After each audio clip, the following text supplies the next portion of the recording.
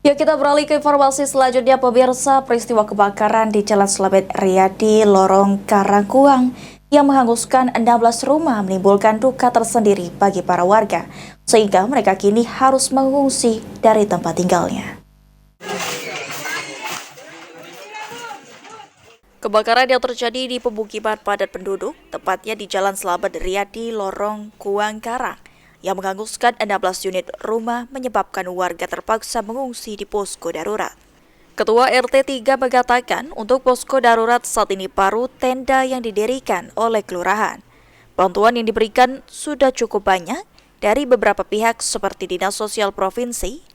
Bantuan yang paling dibutuhkan saat ini yaitu makanan, MCK, dan pakaian, lantaran sudah hangus terbakar.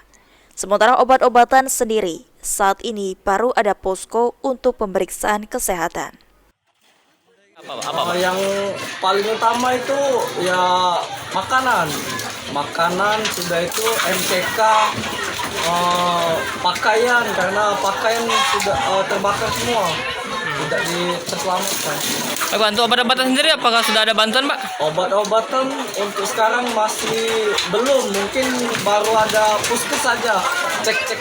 Sedo berharap agar pemerintah memberikan bantuan pengadaan MCK di lokasi kebakaran karena hanya mengandalkan musola sementara. Hal itu tidak cukup.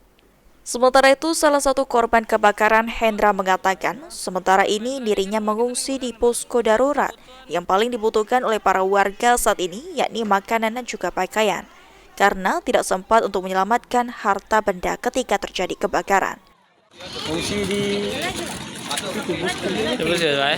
Baik, Pak, untuk sekarang apa Pak yang jadi kebutuhan utama nih, Pak? Sana nih, Pak.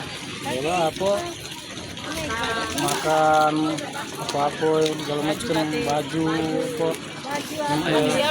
baju habis kalau itu Jadi kemarin itu ada sempat, Pak. Ilham Mayudi, PAL TV.